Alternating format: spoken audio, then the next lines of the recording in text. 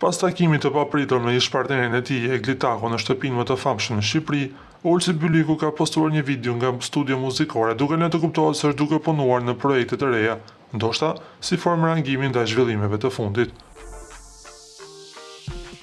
Por në një story të postuar në Instagram ai shkroi: "Ju falenderoj si fillim për çdo mesazh miq, shok dhe koleg. Kurse ju që keni menduar se bëjmë marrëveshje, ju kam ruajtur screenshotet."